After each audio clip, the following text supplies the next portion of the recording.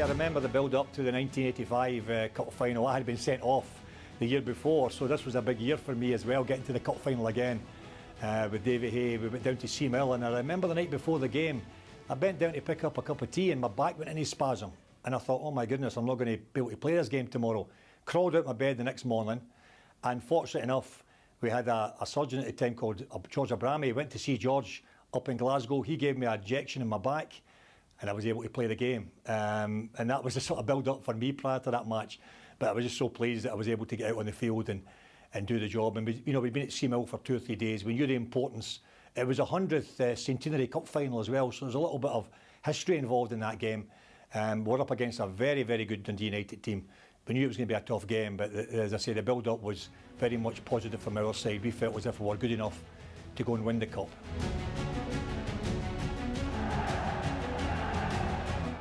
Dodds with a lovely backhand, it is Bannon. That was a very intelligent piece of play by David Dodds. That's what he's so very good at. I mean, you think to Dundee United at that time, they had so much good quality right throughout their team. Strong defensively with Neri, Hegarty and Malpass, for example. They had Stark and Dodds up front with Bannon. There's so many good quality players. They were a top side, top international players actually within their side. So we knew all along that it was going to be a tough match. We had to really be on our mettle right throughout the game, defend well, but we also knew we had players in the team that could cause them problems at the other end. And it was very much an end-to-end game, if I remember. The atmosphere was terrific. I've never seen a Celtic support like it that day. They were fantastic. This 85 final, then the 88 final were, the crowd was absolutely bouncing. Free kick to Celtic. Either of them could take it. That was a clever ball indeed.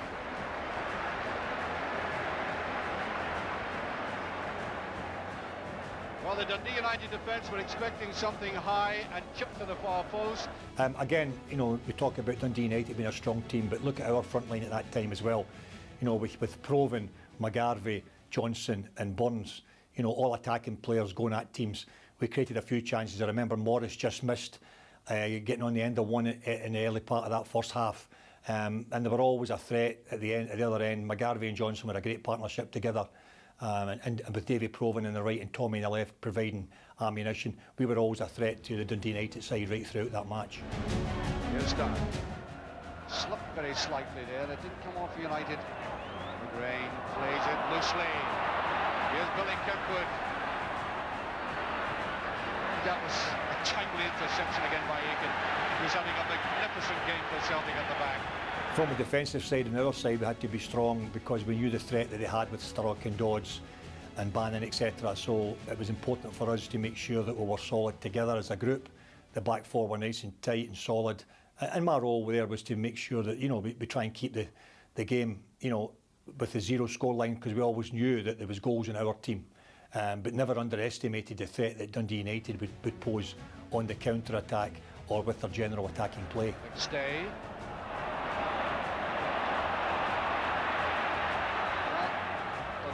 For Celtic, there's McGarvey with an almost great chance. And one or two Celtic players thought that might have been a penalty. Look at Mill now. Oh, there's too much in that. The pass, the final pass, ruined what might have been a wonderful counter-attack. I remember towards the end of the first half, there was a strong penalty claim. Frank just got across the front of, I think it may have been Paul Hegarty, and Paul had a lunge at him.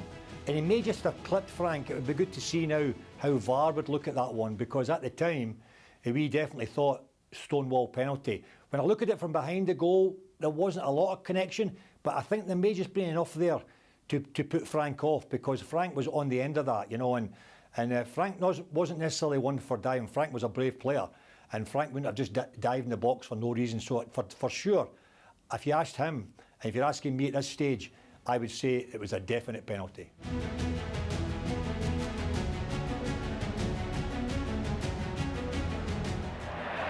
Dainty footwork, David Proven, and McGarvey just ran himself against the player.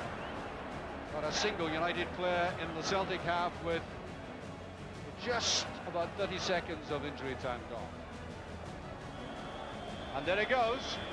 No scoring at the end of the first half of the 100th Cup final The players have been absolutely drenched. Obviously, nothing each at half-time. The game had been pretty even, as we expected it would have been in that first half. Both teams sussing themselves out, a lot to play for. I remember at half-time, you know, David just told us to keep continuing the way we were going. We were making chances, we were defending well, just to continue on the game plan. I mean, our game plan at Celtic at that time was high-intensity football, as it always was during the course of my career there. High-intensity football, you know, up and at them approach, pass the ball when we get the chance to pass it, get the ball into the strikers as quickly as we can to see if we can create and score chances and goals. And David just continued with that same message. There was no real, you know, going through too much because the game had been pretty even and we'd been defending well and making chances. Outstanding. Look here. Bannon. Here's Malpass. Oh, could have done that better. David Dodds. There's a shot, he scored. BD has scored, but the feeling in the deadlock is broken.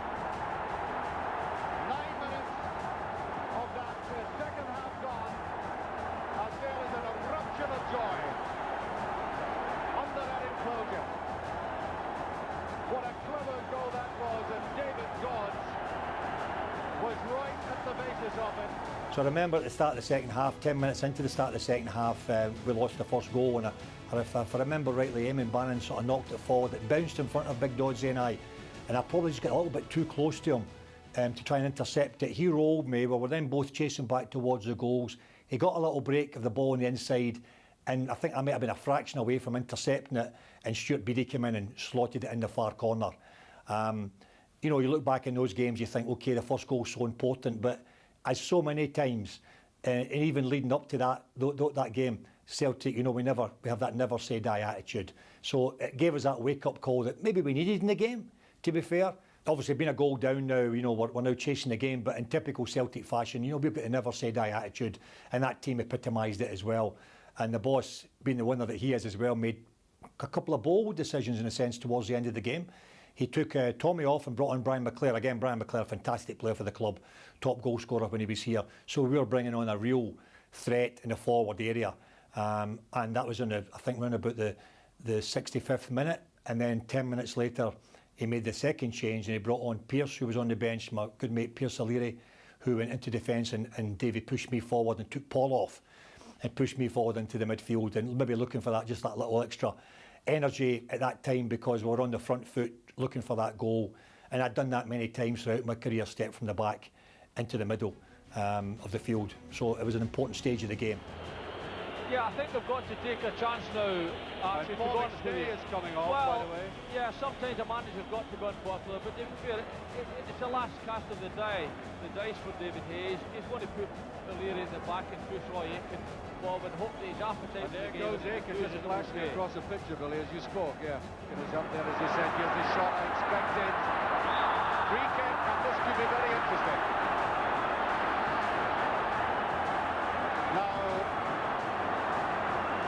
I've seen Celtic score from free kicks.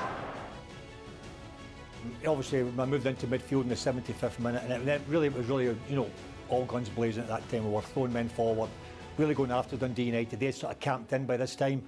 If I remember, Packy had kicked it forward, the ball came to me in the edge of the box, I knocked it back to Murdo. He took it inside onto his famous right foot, took another touch, and then Eamon Bannon came across and filled him that 22 metres out, just outside the box. A great position for our free kick expert, Davy Provan. Only twice in the history of the Scottish Cup have goals been scored direct from a free kick. Is this a bit of history? It is! David Provan. The equaliser.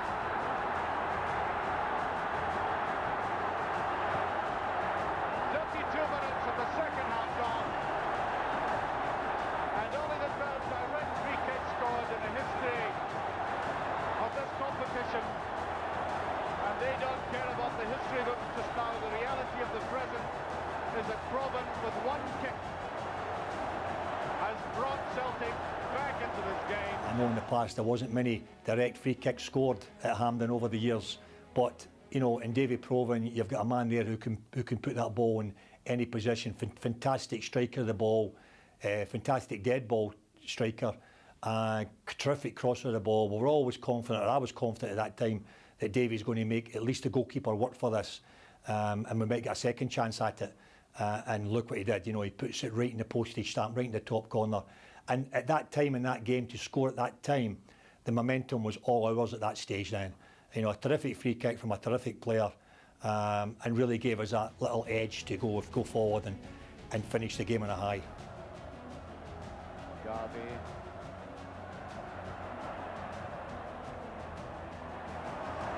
Hegarty. Here's Aiken. Good drifting ball, it's there, Garvey. 2-1. 5 minutes left. And he may survive the jubilation. Garvey has got one of the most crucial goals he has ever scored. And there'll be a great deal of carousing if Celtic can hold out these last 5 minutes. A great run by Aiken and pushing him forward paid off with that one header alone. McAlpin has had no chance with that. From the side, look at that. We're into the last 10 minutes of the game now, and we're really pushing Dundee United. We've had a few other half chances just prior to that. We've got them on the back foot. If I remember rightly, I'd knocked the ball forward from a central midfield position. It then got knocked back out into the wider area, and I just stepped onto it, took a touch, and just played it in with my right foot into an area. And when you get into those wide areas, I remember the coach will always tell you, find a space in between that sort of defender and the goalkeeper. And I knew I had guys in that middle, with McGarvey and Johnson and McClare, who would all be able to get on the end of something if you put it into a dangerous area. And behold, Frank came up with that fantastic header, brave, diving in across the front of Paul Hegarty, I think it was at that time. I was so delighted for Frank McGarvey, terrific player and goal scorer for Celtic. Frank was always in about where it hurts and where it mattered, and that's why he got so many goals. And that was a typical, McGarvey goal. Okay, the cross came in, but he made that cross out of nothing and put it in the back of the net. And that's what made Frank such a great player for the club. And we were all just so pleased for him individually as well at that time, scoring the winner in a cup final, never to be forgotten, always to be in the memories of the Celtic supporters. The manager made some bold decisions on that day, some brave decisions, changed the team, but that's what good managers do. And David Hay got the success he deserved that day as well. And there it goes. David Hay, after 2 years, has won his first trophy.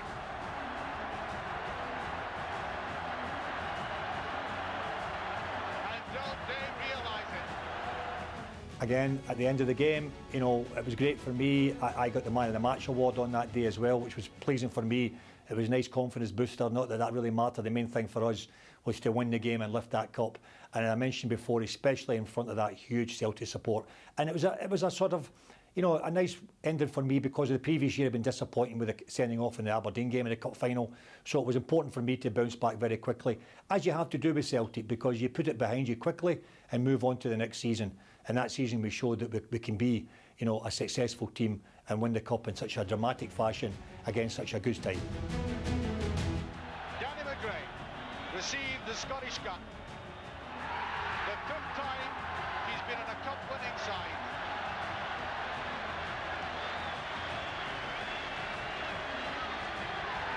The man who scored that brilliant free kick, as I said, only 3 free kicks, direct free kicks scored. Another 2 by Morton. And that's not to me, that's to the camera. Pierce O'Leary come on and played his part near the end. Boris Johnston. And each one greeted in a ritualistic way by the supporters. Tom McAdam, of whom high praise was given in that first half for a brilliant clearance. Brian McClare, the South, Pat Warner. It was nice to win that cup. That was I think it was a 4th winner's medal in the Scottish Cup. When you lift that trophy, it's always a great feeling to show the fans the trophy, give them something to cheer about. It means that the whole summer, that's the benefit of the Scottish Cup final winner, is that they've got the whole summer to enjoy it, to enjoy the moment, to you know, share it with the team, because at the end of the day, it is a shared trophy. The players are out on the pitch doing their job, but the fans on the touchline, on the terracing, who again that day, they were like sucking us in towards that Dundee United goal, especially for that last 15, 20 minutes of the game. It was an unbelievable atmosphere, great to share it with them, and great for the club again to win another trophy.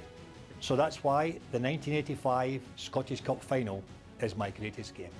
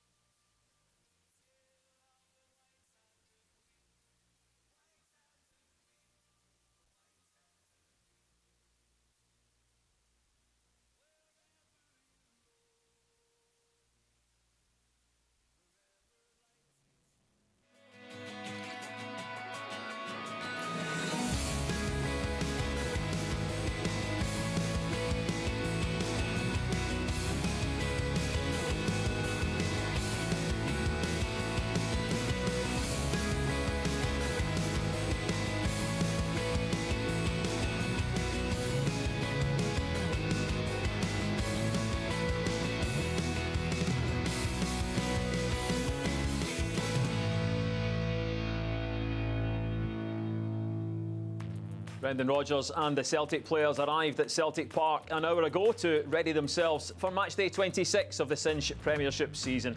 A chance to go 3 points clear at the top of the table is the motivation for the boys. But today's visitors, Kilmarnock, will go into this one full of confidence, having already notched up 2 wins against Brendan Rodgers' side this season. But for the boys, it's good to be home after 2 successful road trips.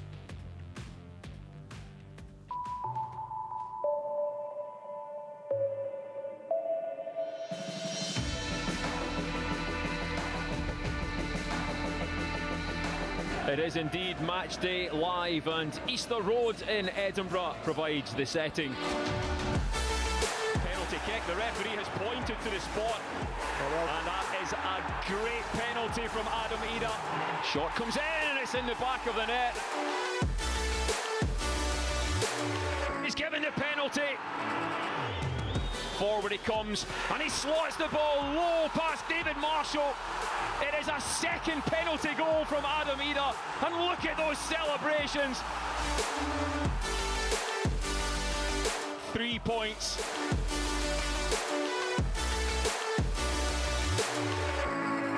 It's St Mirren versus Celtic live on Celtic TV. Goes with a left-footed pass, there's Kyogo! What a finish! Gets onto the left foot, crosses in, that's better, here we go, it's off the bar, and it's Dyson Maeda, gets the goal! Celtic 2-0 winners in Paisley, they are through to the Scottish Cup quarter-finals. So off the back of a couple of wins, Celtic are back here at Celtic Park. Kilmarnock, the visitors. It's all about just getting the 3 points. The players and the fans would love to do it with a bit of style, but it's all about getting the points on the board. Kick-off, as I said, just under half an hour away. Yes, welcome along to Celtic TV's live coverage here from Celtic Park of the Cinch Premiership match between Celtic and Kilmarnock. Kick-off is at 3 p.m. local time. I hope you're ready for kick-off, wherever you are. I'm in the company of Peter Grant this afternoon. Peter, how much are you looking forward to this one? Yeah, I'm really looking forward to it because Kilmarnock are a tough nut to crack. You can see that with the results they've had. The last 5 games, I think they've won 3 and drawn 2. They don't lose a lot of goals. And you can see with the team that Derek's picked, they're a big side, you know, so they'll be looking at set plays, long throws, and Derek's always built his teams on, and hopefully we can deal with that today because I think we've got the quality that can outplay them. But you've got to be physical with them as well. Yeah, we'll take a look at the Kilmarnock lineup in a second. But first of all, let's have a look at the 11 that Brendan Rodgers has gone with. He mentioned it in his pre-match press conference yesterday on Celtic TV that Greg Taylor was back today. So he is the only change from that Scottish Cup win against St Mirren. in Paisley. Greg Taylor comes in for Alejandro Bernabe, and it's as you were, which means Kyogo playing in that number 10 position, if you like, with Adam Ida up front. Another more notable inclusion is Anthony Ralston playing his 100th game in the hoops this afternoon. For Kilmarnock, well, Peter mentioned it, they have got some threat, they've got physicality, we know they've got pace down the wings as well, and the likes of Matty Kennedy and also Danny Armstrong, so they'll go into this one full of confidence. Your thoughts on that team lineup, first of all, Peter? Just Greg coming back, how big an inclusion is he? I think he's been outstanding. I think he gets a lot of criticism, unfair, I believe, and I think it's how important he is to the team. I think the way he plays, he knows the role well. The position of the full-back's different now. He plays inside. But I think he's been big for Palma as well. He's been a big loss for Palma because he knows how to play with him and create space for him just by running without the ball. He does a lot of mileage without the ball, and I don't think people realise that. And he's a better defender than people give him credit for. So I'm chuffed to see him back in the team again. He's got a great attitude, and I think he brings a bit of life to the team as well, the way he plays, you know. And he's played that role really, really well, so I'm delighted he's back in the first 11, that's for sure. Yeah, I'm sure Brendan's delighted to have him back. We'll hear from the manager shortly. When we look back at that game against St Mirren, that was when Brendan decided to test that forward formation, and it bore fruit with Adam Ida playing ahead of Kyogo. Whether it's that way or they swap and it's the other way about, what does this bring to the team that perhaps we didn't have before? Well, you see the goal, the ball here from Palma gets cut back, but Kyogo holds his run and then makes that wee change of pace. I must admit, I like him the last line of because I think that's where he gets his best, because you see him, he's outside the box here. But the thing about Ida's in the middle of the goal. That's the one thing about him, and I really like about him. He wants to get between the sticks. Kyogo, I found in the game when we scored the second goal, he was outside the box, and that's a bit concerned for me, not in the respect of that, because we all want him in that last line. He's got great movement, and players don't like playing against it, especially big lads like Kilmarnock. Well, it'll be interesting to see how it develops today with the shape 1 Kilmarnock we play and what Celtic play up against them. But Ida and him has got a good partnership. So people who are kind of old school and see this as a 4-4-2, it's not that essentially. Kyogo's playing as the kind of middle of that 3. Yes, well, Ida will play right up. He likes to play up on the strikers. And to be fair, he never got the credit he deserved for the goal last week because he's made the run and created the space. So that's good partnership play. You don't really understand that. Sometimes you've got to do the unselfish bit and run without the ball. He doesn't really impress me because, as I say, he wants to get between the sticks. Kyogo wants to do that as well. And so it's interesting to see how it will develop. But what it does do, it lessens the amount of people you've got in the middle of the field. And that's where people say they don't want to give up nowadays because they think the middle of the field's going to be, with midfield players, that's where you've got to win and lose games.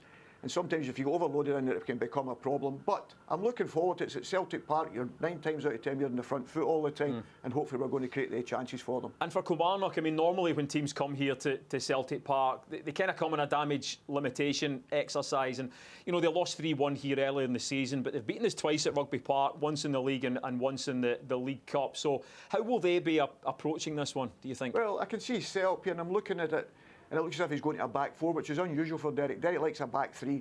It looks as if he's going to go to a back 4. He's got 2 big guys in midfield as well. He's got 2 big strikers. He's 2 smaller players on the wide area, so they've got very, very good delivery. They've got a long throw in Mayo, so I think that's things that they're going to be working on. It's first against 4th this afternoon. If we look at the SPFL Premiership table, Derek McInnes delighted with Kilmarnock being up there, but Celtic are still the team to catch, and 3 points is what we're after this afternoon. OK, one player making his Celtic Park debut this afternoon is Adam Ida. 2 crucial penalties, of course, at Easter Road, having made that January loan move from Norwich City. The big Irishman is enjoying life at Celtic, as Dalen Docherty found out when he went to Lennoxtown to meet him.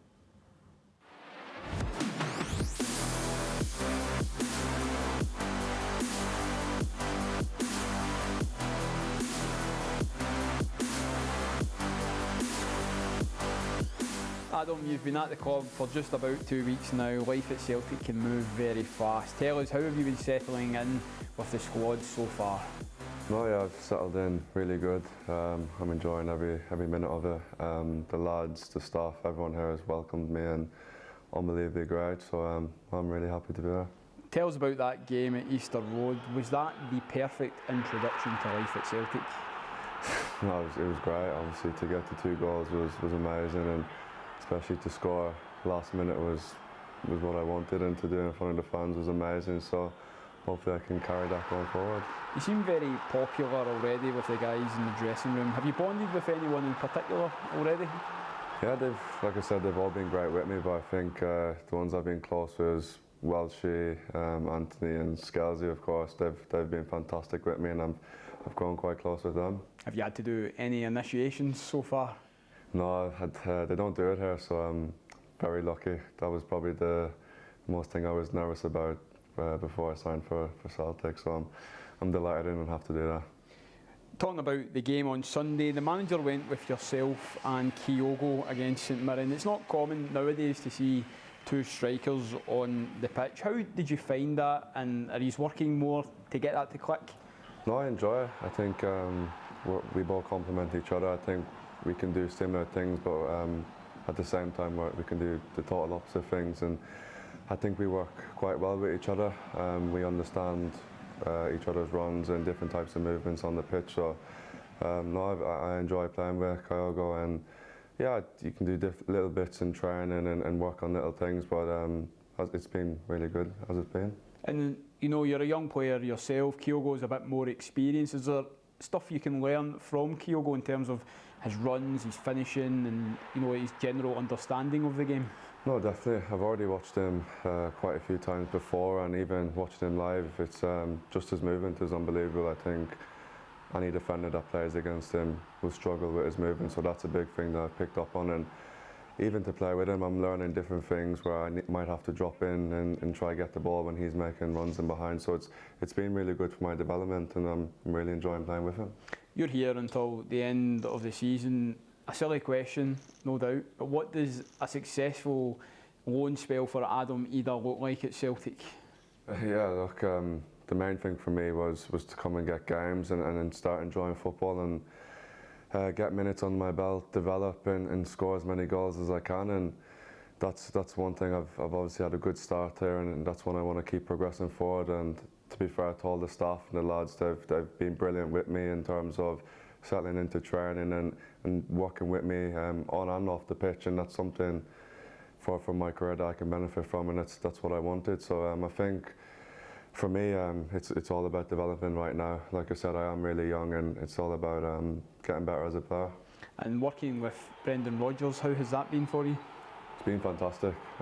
Before I come here, obviously it was a no-brainer to come to Celtic, but when you hear that the manager's got such great history and what he's done in different teams and at Celtic, for me it's like I said, when I want to develop, I think he's one manager that can take me to the next level, so he's been fantastic with me. Kilmarnock at the weekend, they've been problematic at times for Celtic. They're in good form. Are you looking to quell those concerns, Adam, and get your first goal in front of the Celtic fans? No, of course, that's the main goal, is to score as many goals as I can, but to do it at home next week will be unbelievable. I've got all my family and friends coming over to watch, so it's really exciting for me, and I can't wait to get out there.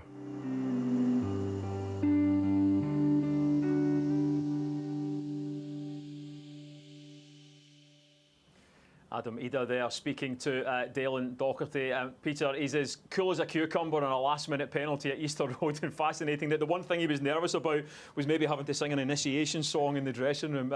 He's had to settle in quickly because he's only here for a short period of time, but he certainly seems to have done that. Absolutely, and he speaks with confidence. I like that about him. And the one thing, and I always say about strikers and his bulk and with size and whatever, he's got a good touch, he gets in the box, he wants to be in the box.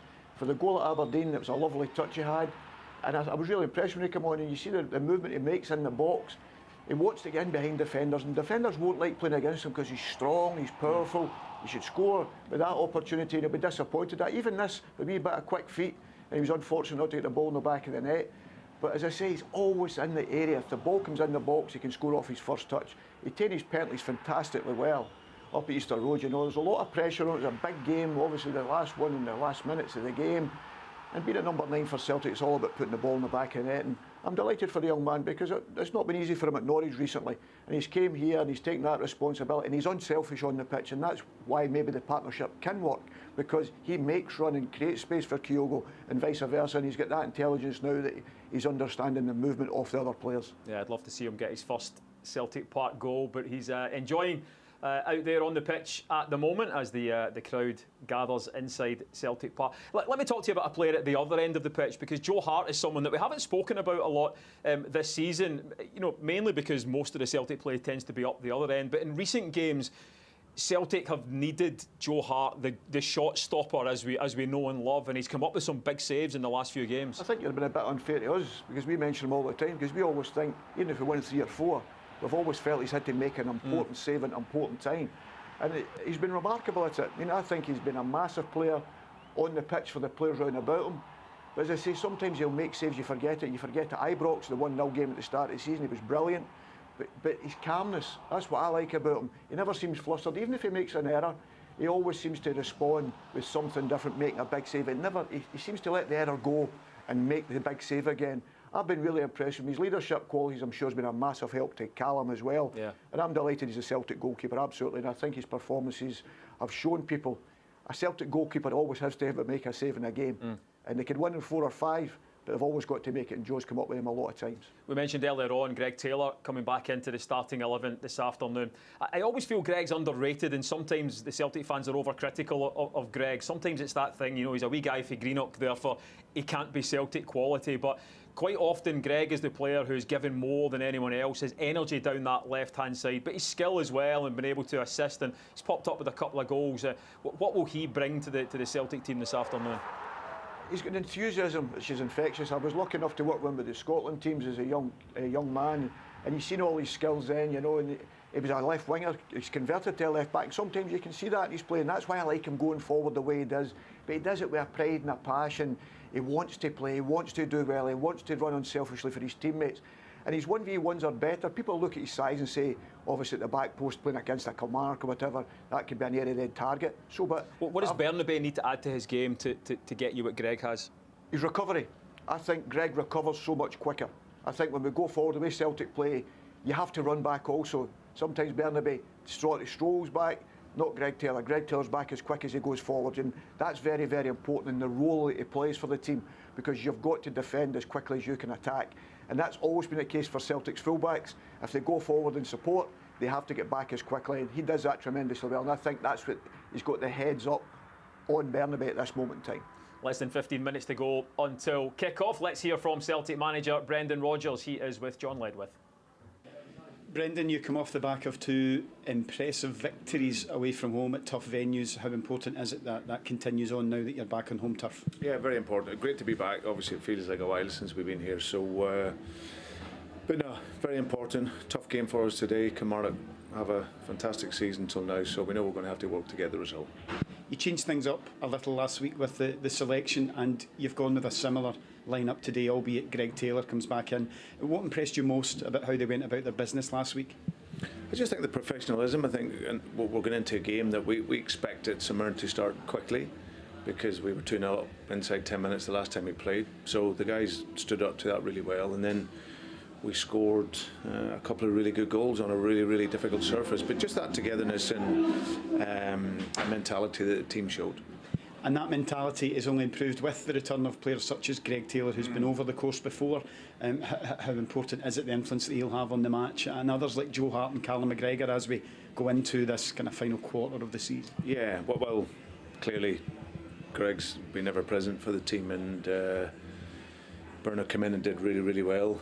However, Greg's someone who's he knows how we want to work, how we want to play, and he gives us that experience, and he also gives us a voice out there on the field as well. So yeah, when you have guys like him and Joe, as you say, and obviously Callum's a huge catalyst for the team, then of course that can help all the other players. And of course the speed of the game will get the fans excited. It's a collective thing. How big an influence can the supporters have on proceedings today? Well, it's key. I think it's for Celtic in particular. They can give us everything, that support, that encouragement. As I said, especially if the team if the game's looking tight. So when I listen to play here, it's always a great privilege to play here, and it always gives us that great motivation. So hopefully we can repay that support and put on a really good performance and result. Good luck today, Brendan. Cheers, thank you. Thanks. Thanks so much. Cheers.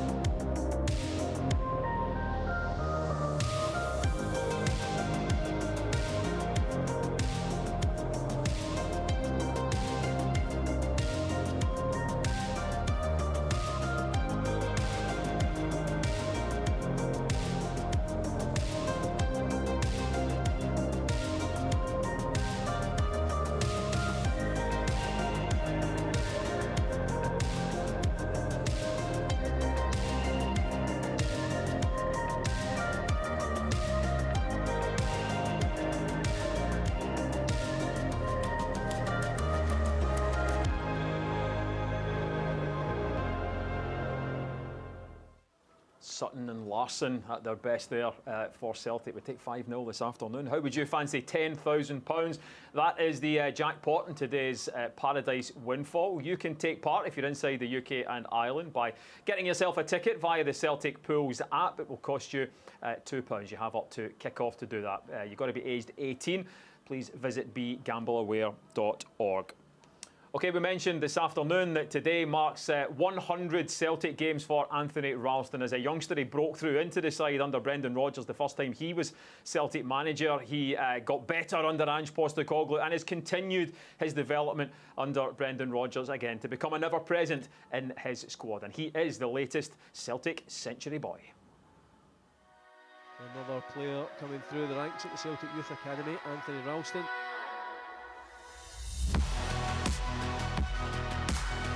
It's a header, and it's Anthony Ralston! Ralston a chance, and Anthony Ralston!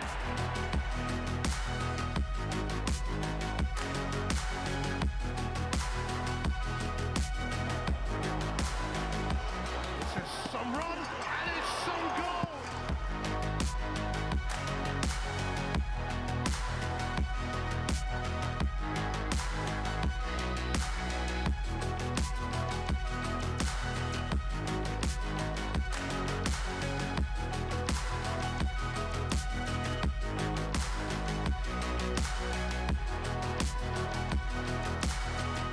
Rogic, it's a good cross, it's a chance, it's a goal! Yeah! Anthony Ralston for Celtic! Yeah, it's a very proud afternoon for Anthony Ralston and his family as he makes his 100th appearance for Celtic. How do you fancy winning a signed Celtic jersey? Well, you can in this month's Goal of the Month competition.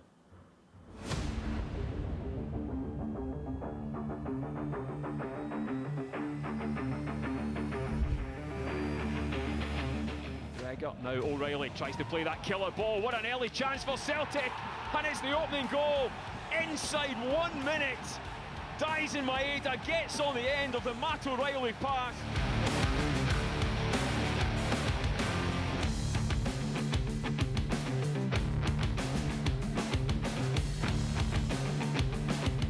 And from Bernardo, chance there for Greg Taylor.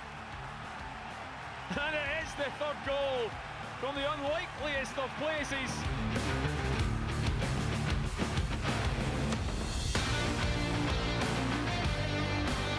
Boy, Craig, she steps up. She equalises. 100 goals. She levels the derby as we go into added time.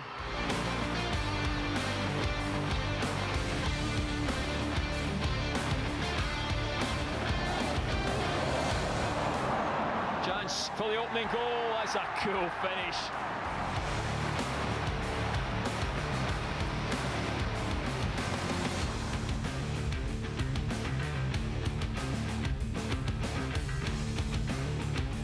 Oh, lovely 1-2. Corey Thompson pulled back a little bit there. What a finish that is. Right on the edge of the area.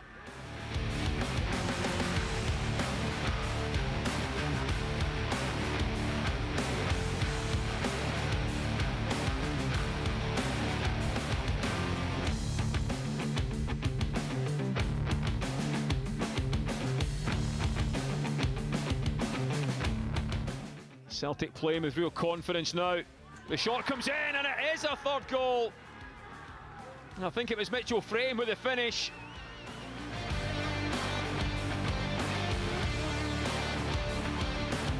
To vote for your favourite goal and be in with a chance of winning a signed Celtic shirt, go to celticfc.com/GOTM and register your details. Good luck.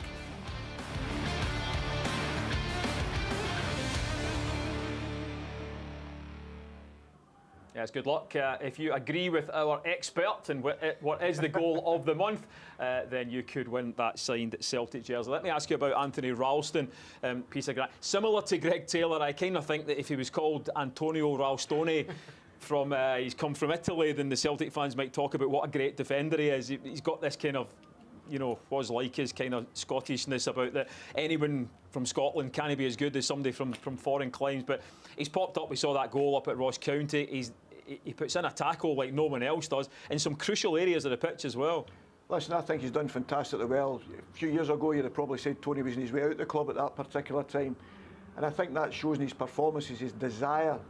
You know, the tackles he puts in, the important tackles he puts in, his distribution's better than people give him credit for. He gets up and down the pitch. You wouldn't like to play against him, and I always think that as a defender, 1v1s, very rarely does he get beat. I'm absolutely delighted the young boys come through the system. He's got 100 games. It's something he should be so proud of. But his performance has been excellent in a good Celtic side, and that's never easy. And you're fighting Alistair Johnston for that position.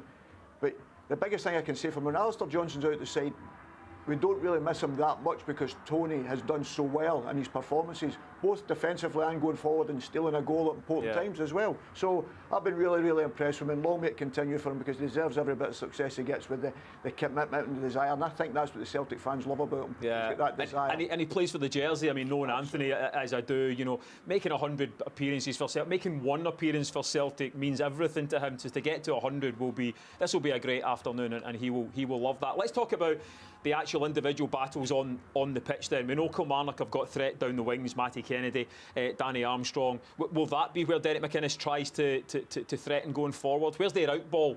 I think they'll look at trying, as I say, to overload Greg at times for goalkeepers' kicks and whatever, you know, to hit the ball. Greg fights like a lion, but he's no 6'4". So they'll look at that. They know Tony's aggressive in there, so that's an area they maybe get their first ball up to, not try and play through Celtic, because they know if Celtic steal the ball off them, they can hurt them. So I think that's an area they'll look at. And obviously Armstrong coming in his left foot, who'll be looking to deliver into the Celtic box constantly. Because you've seen St Mirren last week, 10 corners, I think, in the first half or something like that they had. It was bizarre. And that's, I think, Kilmarnock will be very much like, because Derek's teams are built on that. So it's an area they have to stand big at set plays and long throws. But we've got the quality and possession of the ball that hopefully we can hurt them going the other way. Well, you mentioned them going to a back four for this one. I'm assuming that's with a mind of Ida and Kyogo playing for Celtic. How do you see that one transpiring? Well, as you say, I think the two boys will sit right in front of the two. The two midfielders are more defensive midfield players. Polworth is more of one that will go and join, you know, but Donnelly will predominantly sit there, so they'll try and cut that area out so the ball can't get into them. That's where they will try and shield. But that leaves you space elsewhere with our players, because if they're too far off, Callum McGregor or Matt O'Reilly, hopefully they can make the passes into our forward areas where we're going to get the shots at goal now, to create the quality where they're that man down, as we say, because they're playing with a back four instead of a back three, which you usually do. OK, we are almost there, almost at kick-off time. The talking is over. Let the action begin as the teams come out of the tunnel. Let's throw it high up to the Celtic Park gantry with your commentators this afternoon, Paul Cuddihy. And a very warm welcome once again to Celtic TV for John Hartson. Well, the rain lashing down over Celtic Park, a packed Celtic Park, but the Celtic fans, they won't care about the weather so long as at the end of the game there's 3 points in the bag for Brendan Rodgers' side. The fourth meeting between Celtic and Kilmarnock this season, and it's been honours for the home side on the previous 3 occasions. Celtic winning the game here 3-1 back in December. Of course, they had the 2 defeats at Rugby Park, but Celtic go into this game full of confidence and looking for another 3 points, or 3 points that will put them 3 points clear at the top of the table, given that their nearest rivals aren't playing until tomorrow. It's good that Celtic back home after those 3 games on the road, 3 victories, well, 2 victories and a draw. Celtic in the middle of an impressive run of 8 wins and just 1 draw that goes back to December the 23rd when they beat Livingston here 2-0. Brendan Rodgers spoke about that run of form. John Hartson alongside me. Important we win their home games, but important that the team are getting in full of confidence this afternoon, John. Absolutely, Paul, especially after last week's win at St Mirren, you know, Kyogo and Maeda with the goals. And I also think it's important that when you're at Celtic, yes, it's okay to win. You know, Celtic have won 8 games out of their last 9, but today I'd like to see us being a little bit more, play with a bit more conviction. I think play with a bit more speed, press high. And obviously when we go 1-0 up, if we go 1-0 up, which I probably would think we will, we need to make it 2 then and 3. We don't need to sit back and get a little bit nervy like we have in recent weeks. Almost try and kill the game off and get that 2nd and 3rd goals. John Beaton, the referee, this afternoon leads both teams out. Callum McGregor, the Celtic captain. Kel Vassell the Kilmarnock captain. Kilmarnock in their away kit of red top, dark blue shorts and red socks. 4th in the table currently. They're having a decent season, and Celtic make just the one change from the side that won in Paisley in the Scottish Cup last weekend. That's the return of Greg Taylor at left back in place of Alessandro Bernabei after having missed 4 games, and it's a 100th appearance in the hoops this afternoon for Anthony Ralston, so congratulations to him, another successful academy graduate. And of course captained by one of the most successful of all in Callum McGregor, so a big day for Anthony Ralston, and I'm sure he'll want to mark that with a victory this afternoon. Kilmarnock on their own good run, unbeaten in 5 games, 3 wins and 2 draws for Derek McInnes' side. He makes 3 changes from the team that beat Cove Rangers in the Scottish Cup last weekend. In come Vassell, Armstrong and Donnelly. On the bench, Mackenzie, Watson and Kevin Van Veen. So Celtic looking to continue this good run of form this afternoon as both captains with John Beaton. Brendan Rodgers, of course, has a very good relationship with Derek McInnes. That's put to one side for the next 90 minutes as Celtic look to get the 3 points. It was Rail Hatate, Luis Palma and Greg Taylor on the score sheet back in October when they beat Kilmarnock 3-1. And David Watson, who's among the substitutes for Kilmarnock this afternoon, he scored the goal for Kilmarnock as Callum McGregor about to get the team into the pre-match huddle. The roar goes round Celtic Park. Important as well that the fans will play their part this afternoon. We are in what's known as the business end of the season. Every game is vital, every goal is vital and every point is vital, and that starts this afternoon. I'm sure that's what Callum McGregor is just emphasising to the team today. Celtic will shoot from left to right, shooting towards the traditional Lisbon line stand and looking to get off to a good start, and it will be the home side as Matt O'Reilly makes his way into the centre circle. A home debut for Adam Ida. He plays up front with Kyogo up there as well alongside him, and he's had 2 goals already, both from the penalty spot, and I'm sure he'd love to mark his home debut with a goal this afternoon.